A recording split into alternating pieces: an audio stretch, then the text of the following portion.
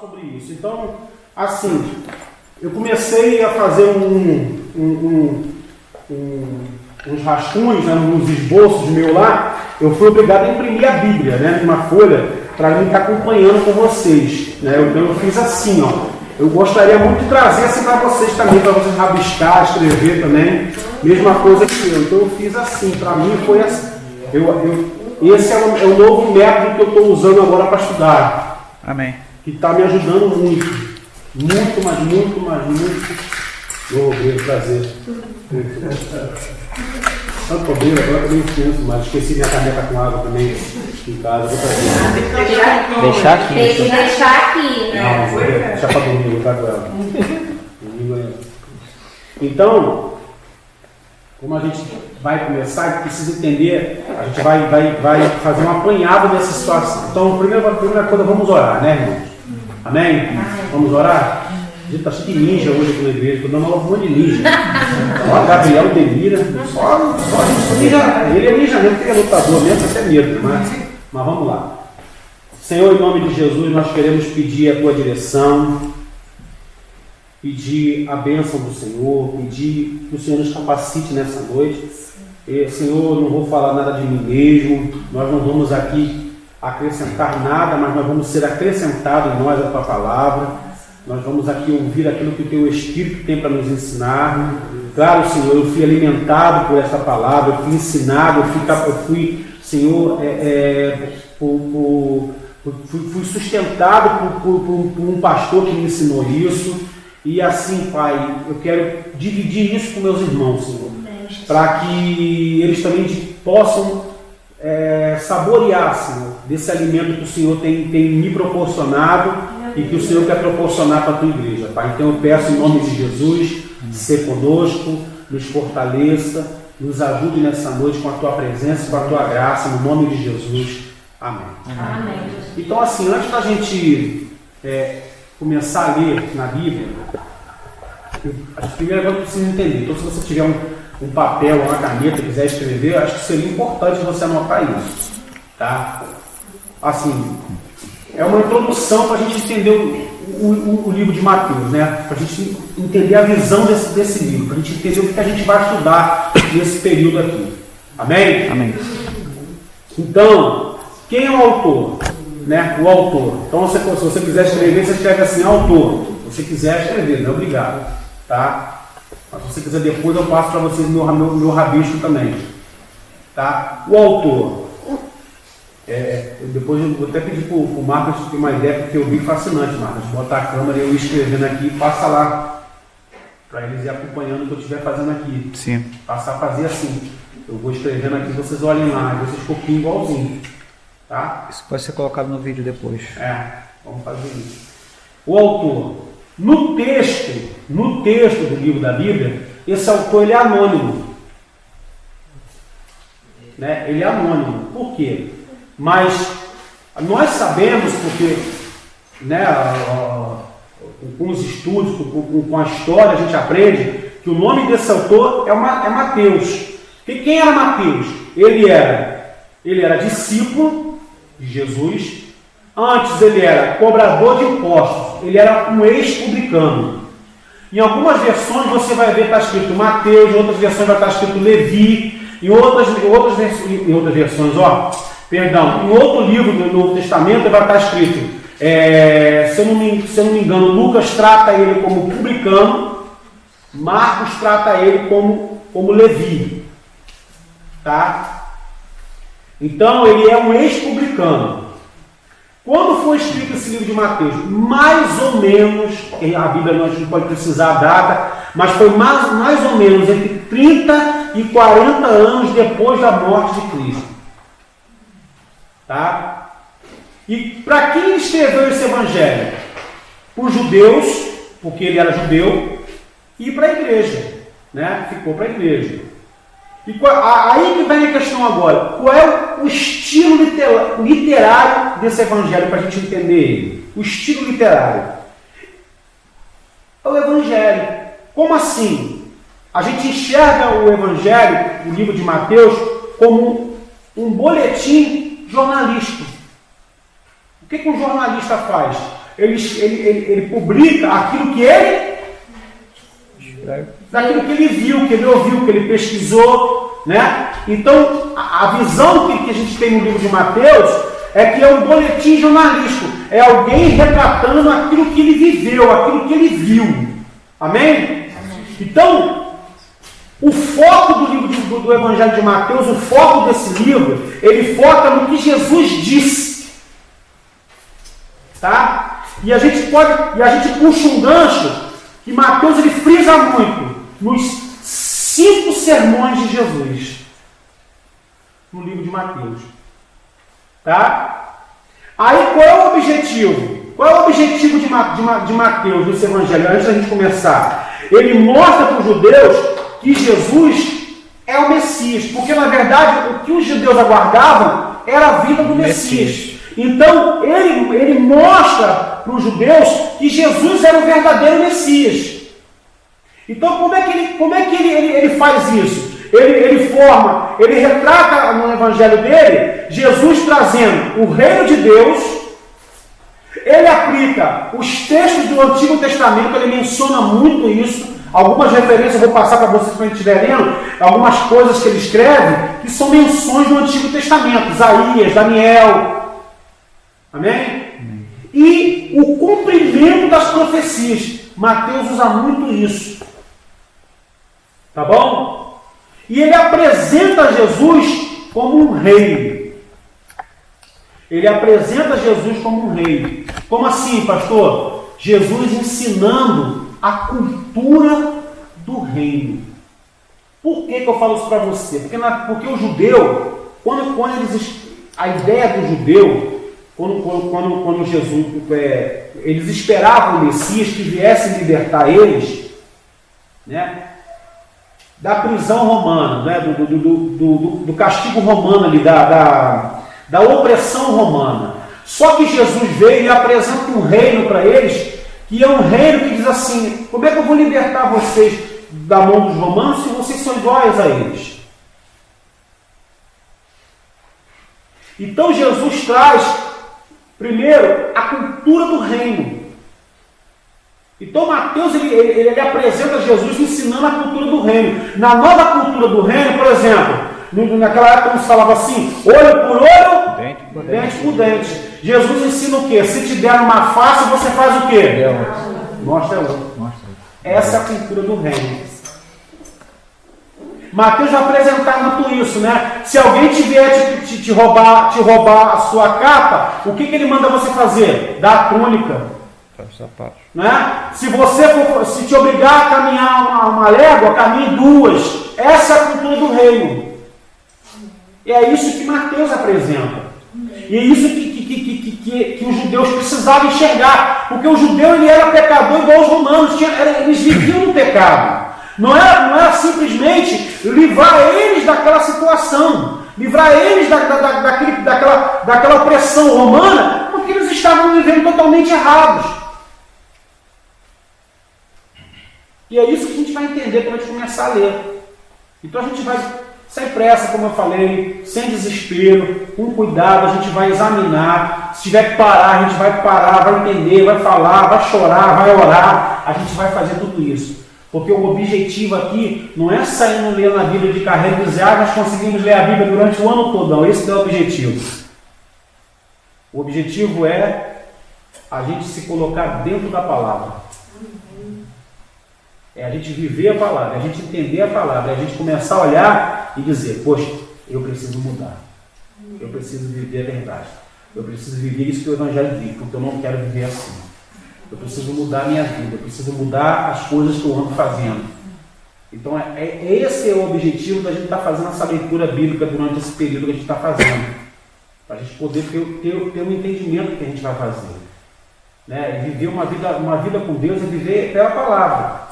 Amém? Então, vocês entenderam isso que eu falei? Amém. Então, aí a gente começa a entender, a gente precisa entender isso, né? No capítulo 1 ao capítulo 3, Mateus ele faz uma conexão com o Antigo Testamento. Então, ali ele vai falar de genealogia, né? Que ele faz uma ligação de Abraão, Davi e Jesus. Né? Ele diz que Jesus é o filho de Davi. Não é isso? Ele faz uma ligação na genealogia. A gente vai entender isso. Tá? E ele mostra, ali ele relata o nascimento de Jesus. Por quê? Ele diz que o nascimento de Jesus é o cumprimento das profecias. E aí ele diz que Jesus representa o novo Moisés. Como assim, pastor? Por quê? Se você pegar no que Mateus escreve, você vê que Jesus ele vai para o Egito, não é isso? Do Egito ele é batizado, e ali representa, né, aquele que veio das águas, né? Depois Jesus vai para o deserto, do deserto ele vai para o monte, e é uma referência de Moisés. Igualzinho. Amém? E do capítulo 4 ao capítulo 7, ele mostra o anúncio do reino de Deus. Como assim? Ele fala do novo povo e da nova cultura. E ele fala, aí ele traz a Sermão do Monte, que o Sermão do Monte é ensinando a cultura do reino. Quando a gente lê o Sermão do Monte, a gente vai chegar nesse ponto, você vai ver que é fantástico a forma que a gente vai estudar o Sermão do Monte dessa vez. Como é que a gente vai entender isso? Jesus ensinando a cultura do reino. Ó, no reino de Deus não é assim, é assim. Ouviu o que foi dito? Não foi assim que foi dito na lei? Mas é assim, assim, assim, assim. Então ele vai ensinando a cultura do reino. Tá? Do capítulo 8 ao capítulo 10, ele demonstra o reino. Como é que faz isso? Você vê mais ou menos ali nove histórias de Jesus tocando nas pessoas, curando pessoas. Né? E termina Jesus enviando os seus discípulos, tá? Para fazer a missão. E no capítulo 11 ao capítulo 13, você vê a reação das pessoas à mensagem do reino. Aí você vê ali que pessoas que aceitam ele como Messias, pessoas que questionam, será que ele é o Messias? E pessoas que dizem que ele não é o Messias. E ali Jesus ensinando por parábolas, né, nesse período. Tá? E do capítulo 14 ao capítulo 20, ali fala sobre expectativas sobre Jesus. Que eles esperavam que Jesus fosse um Messias político. Aquele cara que quer chegar lá e derrubar a César, tomar conta de tudo, brigar. Só que Jesus ensina uma forma diferente, né? Aí Jesus pergunta assim: quem vós dizem que eu sou? Né? E você vê que Jesus, que lá em Isaías 53, retrata que Jesus declara assim, que ele vai vencer morrendo, não matando e brigando com ninguém. Que é o rei de ponta cabeça, né? que a gente aprende isso, né? E ele pergunta: quem vós dizem que eu sou? Ah, tu és o Cristo, uns dizem que tu é isso, tu é aquilo, e vocês? Não, os discípulos dizem o quê? Tu és o Cristo, tu és o Deus Altíssimo. Ele disse bem, porque isso foi o Espírito que diz, pelo Espírito que vocês ouviram, que entenderam isso. Então ali está a revelação de que ele ia vencer morrendo, não brigando, não tomando a força lá. Porque essa não era a intenção, né? E do capítulo 21 ao 28, ali a gente vê os reinos em conflito. Quando você vê Jesus versus, né, os religiosos, que aí entra o que ali? O templo, quando ele entra no templo, ele vira as mesas, a última ceia, a crucificação, a ressurreição e a grande comissão que ele diz: ide por todos pregar o evangelho. Tem a cura do sábado também, né? Né? Então aqui é mais ou menos um resumo que a gente tem, um apanhado que a gente tem do evangelho todo de Mateus para a gente entender. Aí vamos lá, gente, para a gente começar, para a gente entender isso aqui. Todo mundo abriu aí a Bíblia? Vamos lá? Então olha como é que diz aqui, ó. Livro da geração de Jesus Cristo, filho de Davi, filho de Abraão. Você viu como é que Mateus descreve isso? Olha como é que ele menciona. Livro da geração de Jesus Cristo, filho de quem? Filho de Davi, filho de Abraão. Aí ele vai dizendo lá assim, ó. Abraão gerou quem? Isaac. Isaac gerou quem? Jacó gerou quem? Judá e seus irmãos. E Judá gerou quem? Gerou quem? Pérez gerou quem? Quem foi que gerou Pérez? Hã? Judá gerou de Tamar. Gerou quem? Aí a gente abre, vai marcando esse nome aí, Tamar, tá? Para você entender. Quem era Tamar? Hã? Era judia? Tá falando não. Era hebreia? Não, vamos lá, continua, vamos lá. E Pérez gerou quem? Vamos, gente. Versículo 3. E Judá gerou Tamar e Pérez de Gerá. e Zerá. E Pérez gerou Eslom. E Eslom gerou Arão. e Arão gerou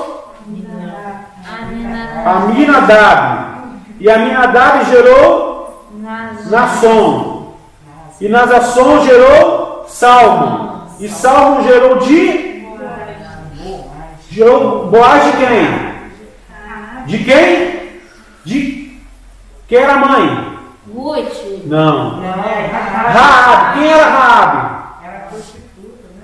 Ai, gente, peraí. Marca aí. Marca aí. É um nome muito fácil. Marca aí. Né? Vamos lá. E Boaz gerou quem? Gerou de Ruth quem? Obed. Ruth quem era Ruth? Moabita.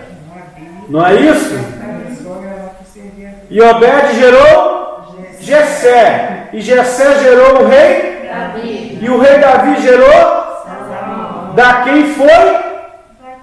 Mulher de quem? Mulher de Urias. Quem era a mulher de Urias? Árvore genealógica já.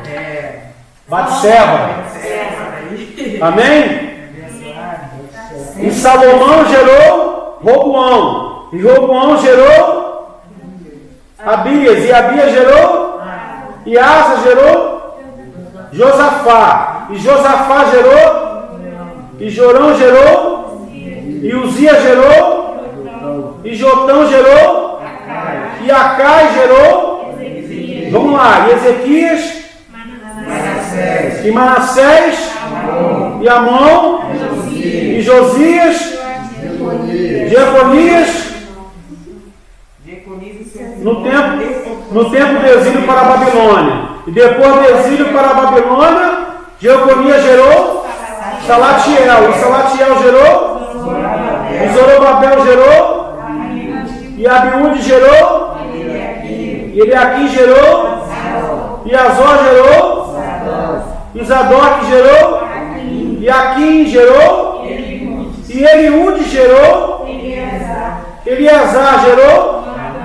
E Matá gerou? E Jacó gerou? Marido de Maria, a qual nasceu, que se chama o Cristo. Graças a Deus. É muito nome, hein? Então, assim, quantas mulheres tem aí, gente? Eu falei para vocês aí dessas mulheres que estão mencionadas aí. Por que essas mulheres estão mencionadas aí? Gente, sabe por quê? A Bíblia valoriza as mulheres, tá? E essas mulheres eram mulheres que não eram judias, não eram hebreias. Agora, por que eu estou falando isso para vocês? Porque Deus, gente, assim, é fantástico, né? Deus, Ele pega o caos, né? E transforma em bênção. Tá? Deus pega do caos e transforma em bênção. Essas mulheres, por exemplo,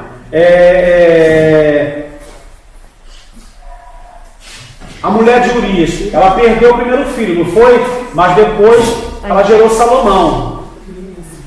Não foi? Então Deus abençoou.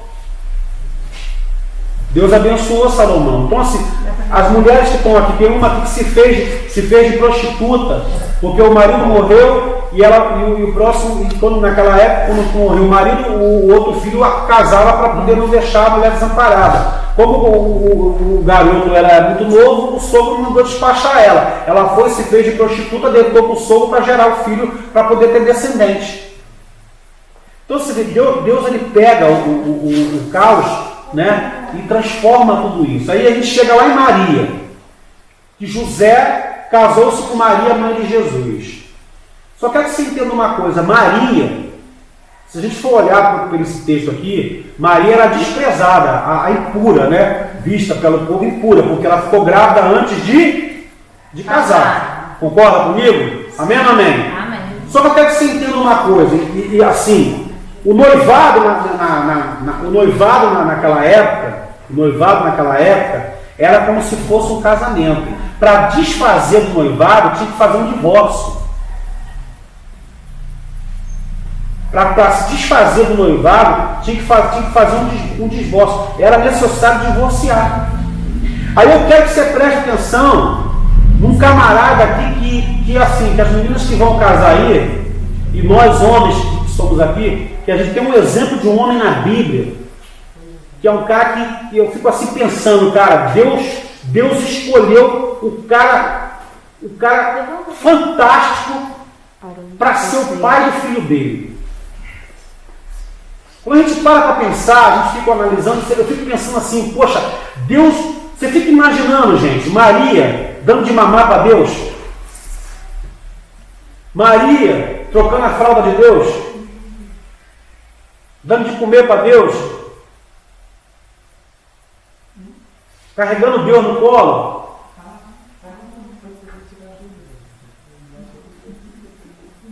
Amém? Eu vou explicar por que Jesus é filho de Davi. Vou chegar nesse pedaço aí. Tá? E por que Deus escolheu Davi? Por que Deus escolheu José para ser pai de Jesus? Na verdade, eu quero que você entenda uma coisa, gente, que no céu, o filho adotivo tem o mesmo valor que o filho de sangue. Amém. Amém? Jesus era filho adotivo de José. José, ele estava noivo de Maria, então assim, já estava desposado dela, aguardando o casamento. Amém? Então assim, quando ela ficou grávida, né? Porque Deus concebeu, né, Jesus no ventre dela, ela ia ser assim, ia acabar com ela, ela ia ser apedrejada, desonrada. Então o anjo foi lá, falou com José e falou com ele. Então eu fico vendo assim, Deus prepara tudo, Deus escolhe uma mulher, né, que a gente tem que respeitar, não adorá-la, mas respeitar, né, porque bendito é o fruto das mulheres, que Deus escolheu ela para ser a mãe do Filho de Deus, mas Deus escolhe José, que é um cara que é um exemplo para a gente como homem, pai, para as meninas que vão casar. Pensa no cara que você quer para ser seu marido, olha para um homem igual José. Você vai entender o que eu vou te falar aqui por quê. Se eu fosse falar assim, José é um homem mesmo, é um homem com H, porque você vai entender isso. Se você olhar, quer ver, vamos pegar o texto ali.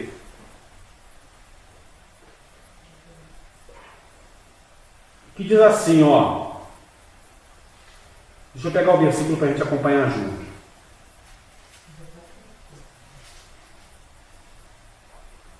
Olha lá, vamos lá. Versículo 18.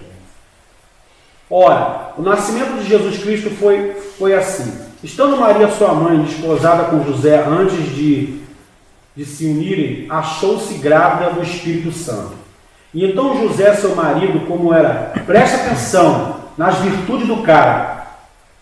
Seu marido, como era justo e não queria infamar, intentou deixá-la secretamente. E projetando ele isso, eis que um anjo do Senhor lhe apareceu num sonho, dizendo: José, filho de Davi. Está vendo a referência por que Jesus é filho de Davi? Por que Mateus chama ele, mostra para o judeu que ele é filho de Davi? Porque ele é filho de José. Entendeu? Porque José é da descendência de Davi. Entenderam ou não entenderam? Amém? Amém. Não temas receber Maria tua mulher, porque o que nela está gerando é do Espírito Santo, e dará à luz um filho, e tu chamarás o seu nome Jesus, porque ele salvará o seu povo dos seus pecados. E tudo isso aconteceu para que se cumprisse o que foi dito da parte do Senhor pelo profeta que diz. Aí está lá o versículo 23, que isso é uma referência lá em Isaías capítulo 7, que diz que eis que a virgem conceberá e dará à luz um filho, e chamá-lo-ão pelo nome de Emanuel, que significa Deus conosco. Amém?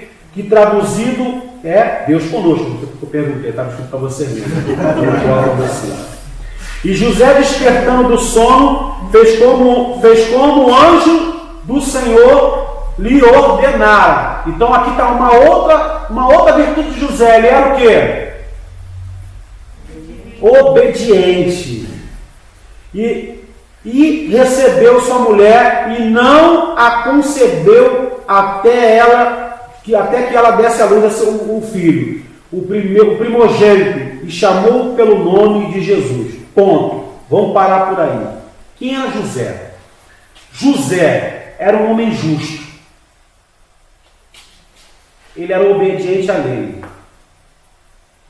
José era um homem misericordioso. Você sabe o que ele ia fazer? Ele ia levar a culpa para não manchar a imagem de Maria. Por ele amar tanto ela, para ela não ficar mal, ele ia sair, tipo assim, que ele tivesse engravidado ela, ele ia fugir. Para ele ser o culpado. Olha só, ele foi misericordioso com ela. Ele não podia chegar lá, ela fez isso, não. Pelo contrário, ele falou assim, não, que eu leve a culpa.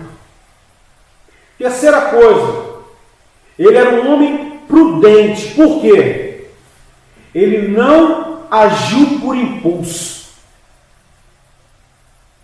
Ele não foi lá, tirou satisfação, foi brigar. Ele foi pensar, e aí que o anjo veio e falou com ele. Não tomou iniciativa, não agiu de cabeça quente, não saiu na primeira, já foi tomar uma atitude. Isso aí é uma coisa que nós homens temos que parar para pensar. Às vezes a gente se precipita, vai lá e faz, e fala, e a gente tem que olhar que não é assim que o homem de Deus age. O homem de Deus ele tem que ser justo, o homem de Deus ele tem que ser misericordioso, o homem de Deus tem que ser prudente, o homem de Deus tem que ser obediente, porque a Bíblia mesmo diz, Mateus mesmo declara, que ele fez tudo como o anjo mandou. Amém? E outra coisa, gente, que é uma coisa fantástica, que a gente enxerga em José. José era um homem santo. Por quê, pastor? Ele só tocou em Maria depois que ela concebeu Jesus. Ele só desposou dela depois que ela concebeu Jesus. Ele não se aproveitou em nenhum momento de estar dormindo com ela, morando com ela, andando com ela, estando sozinho com ela. Ele se aproveitou.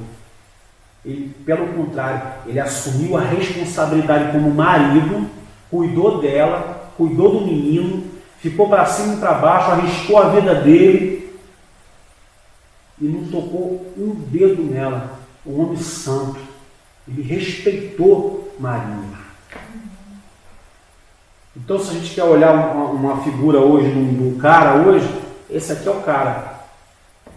Às vezes a gente, como marido, a gente dentro de casa, às vezes acha, você não é mulher, cara, você tem que procurar entender. Às vezes a mulher não está bem, está com problema, não está legal, está com problema de saúde. E a gente acha que a gente tem o direito de exigir. Calma, não é assim. A gente tem que olhar e entender. Como a mulher também tem que olhar e entender o lado do homem também. Então o casal, quando se ama, tem que ter respeito. Eu olho para José, gente, falando sério, isso é coisa séria. Quando eu olho para José, eu vejo a virtude de um cara que estava noivo, esperando ansiosamente para ter essa mulher. Mas ele era tão obediente a Deus, que ele esperou o tempo de Deus. Ele esperou o momento de Deus para poder ter a mulher dele. Então assim, ele obedeceu a Deus, ele seguiu as coisas de Deus para depois viver a vida dele. Então assim, a gente olha para José e olha uma referência de um cara que assim, eu olho para o texto do livro de Mateus, aqui no início da Bíblia, e eu olho Mateus dando ênfase a José, sabe, na genealogia de Jesus, mostrando José como uma referência. Aí eu fico pensando assim, Deus olhando e falando assim, cara, esse José, ele é igual meu filho, é o cara certo para educar meu filho. É o cara certo para educar meu filho. E a gente olha para esse mundo hoje, você está vendo coisas loucas nesse mundo hoje, né? Padrasto, madrasto, fazendo cada loucura, doideira por aí, umas coisas loucas, eu não quero nem entrar em detalhe. Mas você vê um cara aqui que ele assumiu uma responsabilidade de Deus na vida dele. Aí você pergunta, qual foi o ministério de José? Ser pai de Jesus. Esse era o ministério de José. Ser pai de Jesus.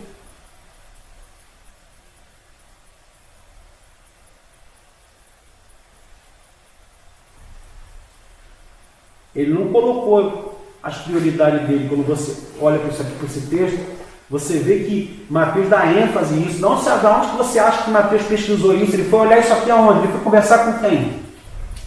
Para escrever isso aqui. Mateus não estava lá? Quem detalhou isso aqui para ele? Quem falou para ele que José era um cara legal, que José era um cara que respeitou, que contou a história toda para ele? Foi quem? Hein? Quem foi? Foi quem? Foi ela, Maria que contou. Ela deu testemunho do marido que ele era. Será que as nossas esposas vão dar um bom testemunho da gente como marido? Não responde. Minha filha fica quietinha. Não é? Isso aqui é para a gente parar e pensar onde que estão aqui. Para a gente olhar para esse camarada aqui e começar a ver quem é esse cara. Gente, isso é sério, não é brincadeira não, a gente ri assim, mas isso aqui é coisa muito séria. Né? Ué, mas eu tenho que falar a verdade, eu estou aqui para falar a verdade, né? Amém? Amém. Ué, mas é a verdade, ué. Você está entendendo? Então, eu não saí da genealogia aqui ainda, eu estou falando, olha quanta coisa a gente já está falando aqui, só dessa situação. Então, gente, isso são coisas que você precisa observar, ver por que Deus escolheu José. Por que Mateus dá ênfase a ele? Qual o propósito de estar falando isso? Por que Deus para falar do cara aqui? Qual o propósito disso? Isso tem algo espiritual nisso aqui. Amém? Amém ou não amém? Amém. Então vamos lá. Quando eu falei para vocês ali no versículo 23, que fala sobre Emanuel, se te perguntar para você assim, qual é o resumo do Evangelho? Emanuel. É o resumo do Evangelho.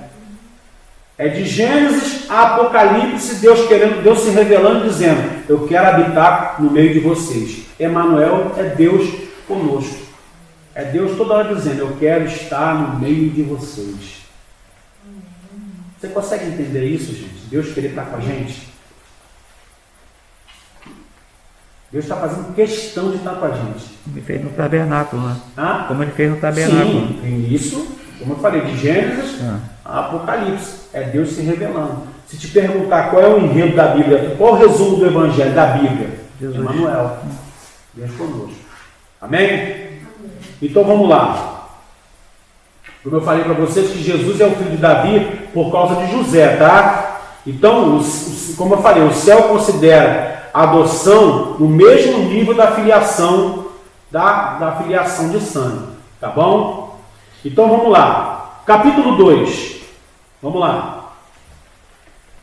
E tendo nascido Jesus em Belém, marca aí Belém, tá? E tendo Jesus nascido em Belém, da Judéia, no tempo do rei Herodes, eis que uns magos vieram do Oriente a Jerusalém. Espera aí. Quantos magos falam aqui que são? Uns. Aquilo que a gente vê nos presépios lá, quantos tem lá? 3. Está certo aquilo? 3. É mirra. Tá errado? Está errado. Uns. Não, uns. Tem mais de uns. Muito mais. Não foi 3. Tá? Não foi 3. Aí pergunta assim, mas o que esses homens foram fazer lá? Esses magos estavam procurando ir atrás do nascimento de Jesus. Porque se você for lá, essa referência está lá em Daniel, capítulo 5, versículo 11. Por quê? Daniel profetizou, Daniel teve a visão da vinda do Messias. Então esses homens estudavam, eles esperavam a visitação do rei. Eles vinham estudando o tempo todo, buscando, de geração em geração, o tempo da visitação. Guarde isso que eu estou falando, gente.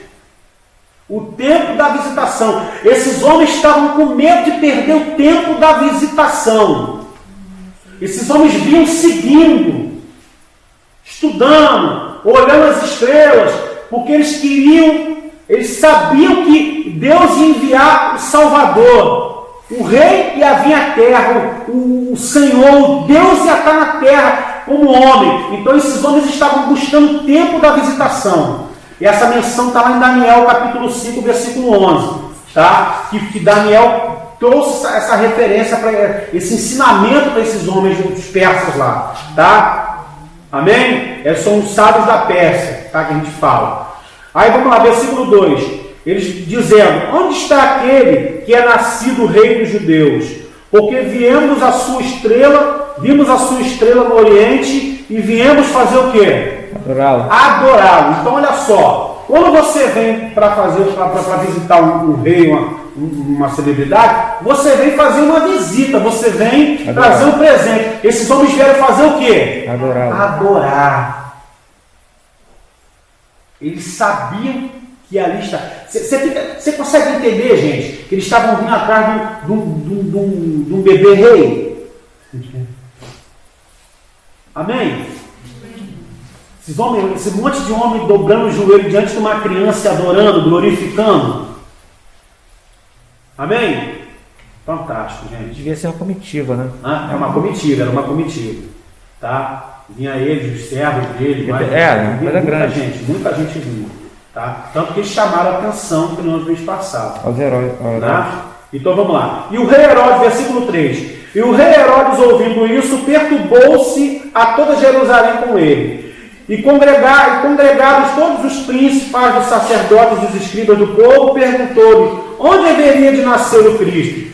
E eles lhe disseram, em Belém da Judéia, porque assim está escrito pelo profeta. E tu, Belém, terra de Judá, de modo nenhum és a menor entre as capitais de Judá, porque de ti sairá o guia que há de apacentar o meu povo Israel. Isso está lá em Miqueias, capítulo 2, versículo 6.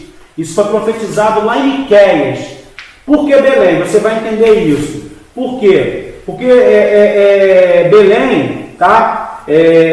Jesus tinha que nascer, né, de uma cidade pequena, da questão da humilhação, aquela coisa toda, né? Por causa disso, tá? Aí versículo 7. Então Herodes, chamando secretamente os magos, inquiriu exatamente deles acerca do tempo em que a estrela lhe aparecera. E enviando-os a Belém, disse, ide e perguntai diligentemente pelo menino, e quando o achardes, participa-nos para que também eu vá e o adore. Isso era mentira, né? Ele estava armando, né? Ele queria matar, né? E tendo eles ouvido o rei, foram-se, eis que a estrela que tinham visto no Oriente e adiante deles, até que chegando-se, deteve sobre o lugar onde estava o menino. E vendo eles a estrela, alegraram-se muito, com grande alegria. E entrando na casa, aqui Jesus não estava na Cibaí, ele já estava numa casa, tá? Amém, gente? Amém. Então aquela cena dele fugindo para poder. Aquela cena do presépio não é aquilo, tá? Os reis como presépio, Jesus deitado na manjedoura, ele deitado lá. Não é isso. Ele já estava numa casa, tá? Ele já tinha ido para uma casa, já estava numa casa, assim, mais ou menos uma faixa aí de 1 ano e pouquinho, 2 anos. Ele já estava morando numa casa, tá? Mas ele nasceu lá? Nasceu numa manjedoura, isso é normal, nasceu. Mas os magos não foram lá. Não. Tá bom? Tira os magos da... Só estou falando isso, Tá para certo. vocês entenderem isso. E entrando na casa, acharam o menino com Maria, sua mãe, e prostrando-se o adoraram, e abrindo os seus tesouros lhe ofertaram dádivas, ouro, incenso e mirra.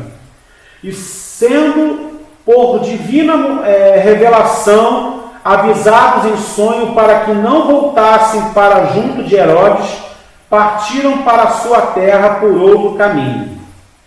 Amém? Eles falaram que eram 3 por causa desses 3 presentes. Sim, né? Mas entenda bem. Tá? Vamos lá, versículo 13. E tendo ele se retirado, eis que o anjo do Senhor apareceu a José em sonhos, dizendo: levanta-te e toma o menino e sua mãe e foge para o Egito. E demora-te lá, até que eu te diga, porque Herodes há de procurar o menino para o matar. Então aqui a gente começa já a ter uma visão, uma percepção de Jesus como Moisés, né? Indo para o Egito. Amém? Amém. Então vamos lá. E levantando-se, ele tomou o menino e sua mãe de noite e foi para o Egito.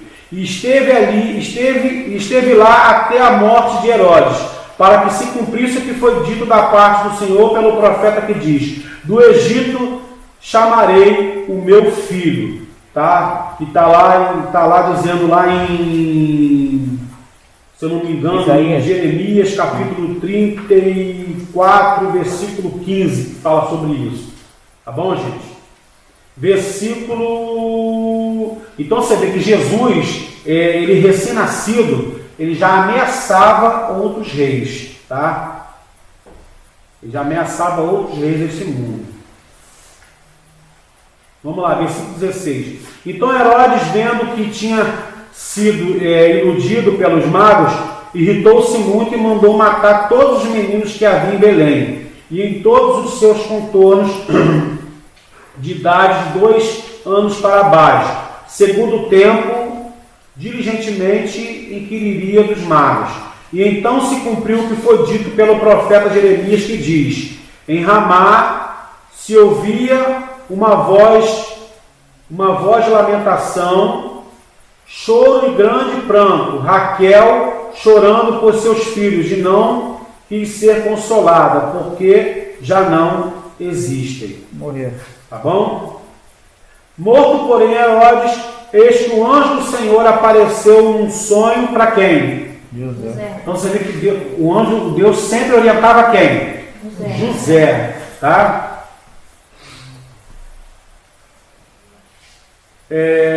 Dizendo: levanta-te e toma o menino e sua mãe e vai para a terra de Israel, porque já estão mortos os que procuravam a morte do menino. Então ele se levantou e tomou o menino e sua mãe e foi para a terra de Israel. E ouvindo que Arquelau reinava na Judéia em lugar de Herodes, seu pai, receou ir para lá, mas avisado em sonho por Divina revelação, foi para as partes da Galiléia. E chegou e habitou numa cidade chamada Nazaré, para que se cumprisse o que fora dito pelos profetas: ele será chamado Nazaré. Isaías capítulo 49, versículo 7, tá? Para dizer que ele seria desprezado. Então ele, tá? Que eles dizem que Nazaré era uma cidade de má índole, né? Uma cidade de má reputação, tá, gente? O que eu quero falar para você aqui antes da gente continuar? Eu quero fechar com você aqui nesse capítulo 2 aqui, para a gente continuar na próxima semana. O que a gente observa aqui? Que do nascimento de Jesus até a sua morte, Jesus ele estava levando uma vida o quê? Outra pergunta. Do nascimento de Jesus até a sua morte na cruz, Jesus estava levando uma vida o quê? Normal. Profética. Uma vida profética. E eu quero abrir um parênteses aqui para a gente estar falando sobre isso. Como é que você tem levado a sua vida? Como é que eu tenho levado a minha vida? Aí você vai dizer assim, mas pastor, eu não nasci no Evangelho. Eu estou contando do nascimento da gente, quando a gente nasceu, quando a gente se entregou a Jesus. Nós somos nova criatura. Do nosso novo nascimento até agora. Como é que nós temos levado a nossa vida? Quando a gente fala de vida profética, se você olhar, tudo que Jesus fez foi profeticamente, foi baseado pela palavra de Deus. Jesus não fez nada pela sua vontade, tudo pela vontade do Pai. Tudo para que se cumprisse o que foi escrito. Mateus fez sempre. Por isso que eu fiz questão de começar pelo livro do Evangelho de Mateus. Tá? Aí uma grande pergunta: por que o Evangelho de Mateus é o primeiro que está na Bíblia, no Novo Testamento? Para fazer uma ligação com o Antigo Testamento. Tá? E eu quero que você entenda isso. Por que Mateus faz essa referência sempre falando isso? Que Jesus sempre cumpriu o que estava escrito. Sempre o que estava escrito. Por quê? Porque Jesus levou uma vida profética para mostrar para os judeus que ele era o Messias. Ele estava vivendo debaixo de obediência. Todos os passos de Jesus eram coordenados pela vontade de Deus. Nada que Jesus... Aí eu pergunto para você, você tem que pensar assim, poxa, eu estou fazendo a minha faculdade, estou estudando, é profeticamente para fazer a vontade de Deus, a vida que eu estou levando é para fazer a vontade de Deus, aquilo que eu faço é para a vontade de Deus, é para a honra e a glória do nome de Deus. A gente tem que parar e começar a pensar nisso. Porque às vezes a gente está levando uma vida, a gente diz que é filho de Deus, mas está levando uma vida totalmente contrária daquilo que Deus tem planejado para a gente. E quando a gente anda na contramão da vontade de Deus, quem é que se dá mal? Somos nós. Ferro e fogo. Ferro e fogo. Então você vê que sempre quando Jesus que falava, era tudo para que se cumprisse o que estava escrito. Até as coordenadas que José teve para levar Jesus para certo lugar, era de acordo com a vontade da palavra. E a partir dali, quando Jesus começou a caminhar, se você vai começar a ler do capítulo 3 em diante, você vai ver que todos os passos de Jesus era uma vida profética. Jesus levava uma vida profética.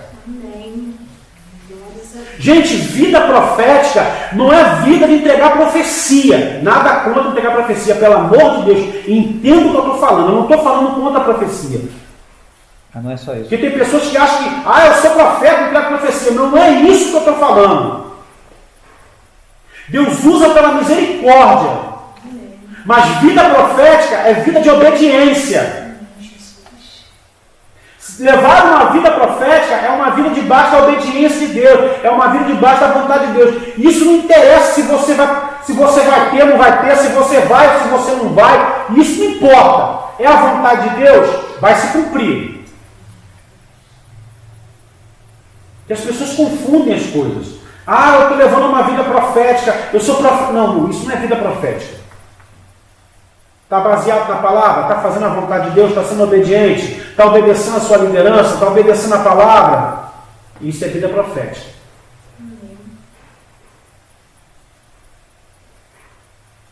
Amém, gente? Amém. Porque as pessoas precisam entender isso, gente. A gente precisa viver o Evangelho. Por isso que eu falei para vocês que Jesus, ele veio anunciar um reino de ponta cabeça. As pessoas esperavam de Jesus um Jesus político. Um Jesus que chegasse lá e confrontasse, acabou, eu sou o Filho de Deus, sai todo mundo daqui, quem vai mandar agora sou eu. Jesus falou, não é isso, não é essa a visão do reino. Eu não posso, não é libertar vocês da opressão dos romanos, porque vocês são pecadores igual a eles, é libertar vocês de vocês mesmos, dos pecados que vocês estão vivendo, que vocês estão aí presos pelos romanos por causa dos pecados de vocês. Que às vezes a gente acha, por que eu estou passando isso, meu Deus? Por quê? Será por quê?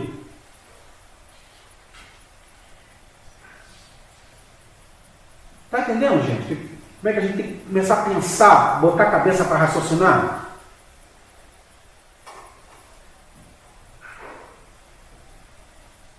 Isso é muito sério, isso aqui é muito sério, isso aqui é coisa muito séria. A palavra de Deus é coisa muito séria. Viver da palavra e viver profeticamente não é só para profeta, não é para todos nós, é para a igreja. A igreja tem que levar uma vida profética. Glórias a Deus. Porque vai se cumprir. A gente está esperando o cumprimento da profecia. Amém ou amém? E nós somos a noiva de Cristo. A gente não está esperando o cumprimento de Jesus vindo buscar. Então eu tenho que viver uma vida profética. Eu tenho que viver com a minha vida de acordo com que Jesus estivesse voltando agora para me buscar. Eu não tenho que me preparar para amanhã. Porque a Bíblia diz que o amanhã pertence a quem? A Deus. A Deus. Então eu tenho que viver o hoje. Agora. E é isso que Jesus ensina. É viver na dependência de Deus. E aí quando a gente vai olhar os ensinamentos do Sermão do Monte, das bem-aventuranças, né, a gente vai enxergando, é Jesus aplicando como é viver no reino. Esse reino é assim, não é desse jeito. Porque vamos ser realistas, tem gente que procura Deus para resolver os problemas, e não é isso que Deus quer.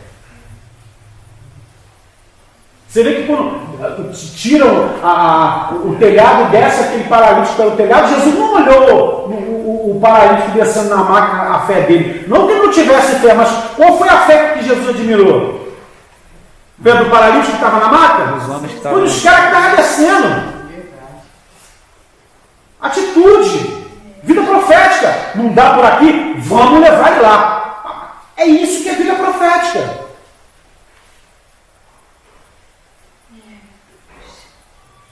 Jesus, quando aquele homem desse, Jesus falou: os teus pecados estão perdoados. E ficaram os homens lá ressoando: quem é ele para perdoar pecado? Jesus falou: então, só por causa disso, levanta e anda, seja curado. Pega a tua cama e vai. Nós somos a igreja, somos essas pessoas que vão abrir o telhado para descer, gente. O paralítico. Essa é a função da igreja. Aleluia, Jesus.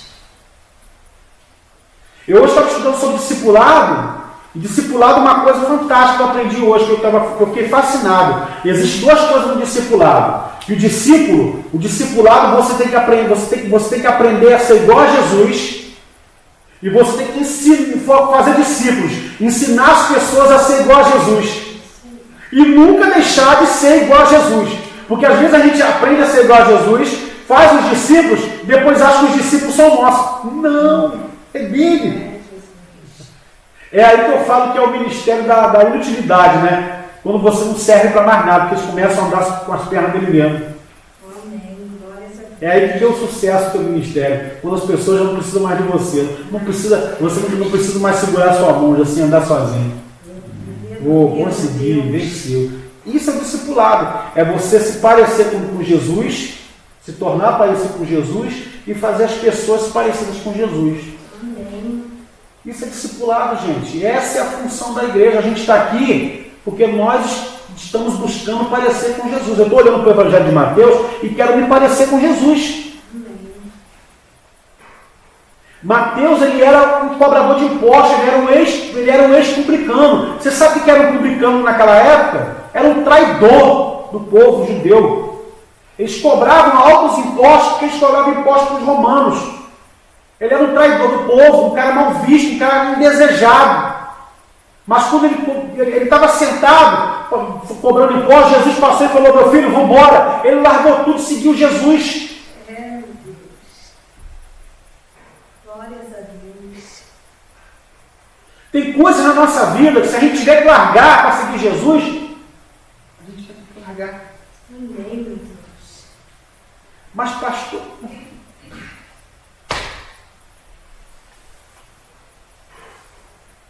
Está entendendo, gente?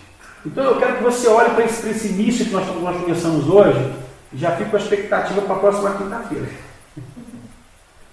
Porque a ideia é a gente comer isso aqui, gente. É comer isso aqui. É vir para cá com fome.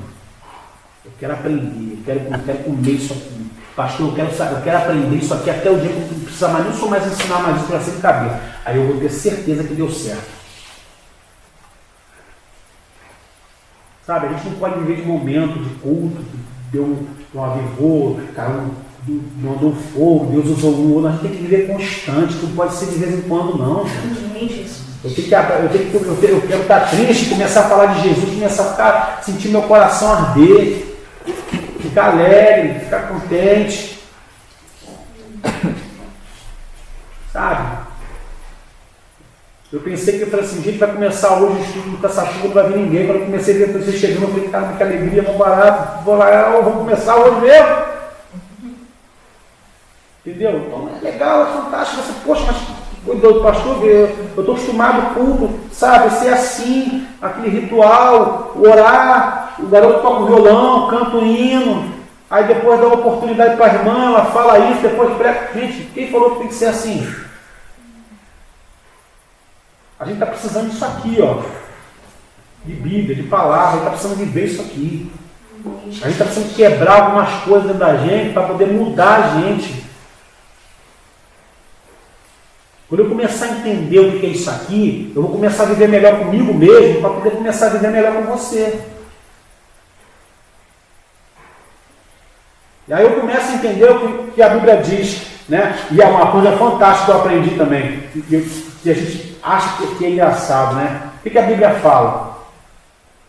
Não julgue para não ser julgado. Quando você julgar o seu irmão, o que a Bíblia fala? Que você trata o seu irmão como o quê? Tira o que do seu irmão? O cisco, né? Você vai tirar o cisco do olho da pessoa metendo na caneta, o olho, metendo o dedão, você vai com cuidado, não é isso? Mas quando se trata de você, o que a Bíblia fala? Tira a trave, para quê? Nos outros é com carinho, mas em você arrebenta o pecado. É assim que funciona. Alguém quer fazer isso? A gente inverte, né? No meu cisco, no irmão eu meto marreta. Só que é o contrário, filhão. No irmão é o cisco, vai com cuidado, irmão. Deixa eu tirar o cisco do seu olho, meu irmão, para você enxergar melhor. Olha. Só que no meu é a trave é para pegar e marretada. Olha o telhado de você vai botar uma trave no lugar, um telhado, né, irmão? Como é que você bota no lugar, Luiz, uma trave? Como é que você faz, Luiz? Tem que pegar uma martelada, uma marreta e chama na pancada para ir para o lugar. É assim que tem que tratar seus pecados, é assim que tem que tratar o seu julgamento, você se julgando. Eu sou falho, eu sou pecador, eu sou todo errado, o Senhor me cura, me limpa, me salva. Meu irmão, Senhor, tem misericórdia dele, Jesus. Eu amo meu irmão, Senhor, perdoa ele. Olha como é que muda. Agora a gente faz ao contrário. Senhor, eu sou tão bonzinho, Deus, eu dou meu dízimo, eu sou bom. Fulano, pensa a mão nele, Deus, ele é ruim, ele faz. É assim que a gente faz, está tudo errado. telhado de vidro. Amém, meu irmão? Amém. Melhor parar, né? Melhor parar. Amém. Fala agora, irmão, que a gente viu no culto lá, tá bom, tá batendo, tá gostoso. Mas é assim, irmão.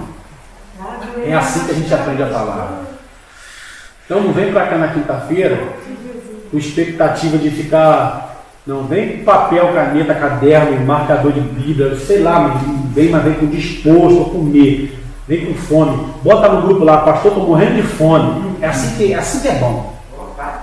E depois. Mas eu gosto assim, eu gosto disso. Pode vir. E depois rever. Depois rever o vídeo, né? Depois estudar. Depois você rever o vídeo que está sendo gravado e estuda de novo. É para isso que a gente está gravando, é para você rever e estudar, não é para ficar postando para os outros, é para você estudar, ler, rever e estude. Sabe, é isso que eu quero que você entenda, é isso que é o desejo de Deus no meu coração, foi isso que o Senhor falou para mim, que Ele quer assim. Então, é assim que vai ser, é a vontade dele, não é minha. Mas eu quero que você entenda isso. Amém, irmãos? Amém. Quem está feliz com Jesus? Amém. Então, quinta-feira que vem a gente continua no capítulo 3. Vem animado, vem, irmão. Vem animado. Coloca no grupo lá, pastor, estou com fome. Quinta-feira eu estou cheio de fome quando você estiver vindo. A minha saber se você vai vir. Não é comida, não. Comida da palavra que eu estou falando. Mentira. Vamos orar? Amém. Senhor, muito obrigado por este momento na tua casa. Pai, muito obrigado, Senhor, porque até aqui o Senhor tem nos fortalecido, nos ajudado. E a tua graça tem meu Pai, suprido as nossas necessidades. Hoje foi só o começo, Senhor, dessa etapa. E já estamos assim, tão desejosos, Senhor, de continuar e já estamos pensando já como será o próximo estudo, Pai. Mas, Senhor, tudo tem o seu tempo, tudo tem o seu momento. E com certeza o Teu Espírito está preparando o nosso coração, que é a terra, em que o Senhor está plantando essa semente, Pai. E com certeza o Senhor vai dar fruto, vai prosperar, Senhor, isso que está sendo feito aqui. Isso não é em vão, Senhor. Isso não está sendo feito em vão, Senhor, porque eu creio que o Senhor vai estar agindo, vai estar curando, vai estar libertando, vai estar salvando através desse momento, Pai.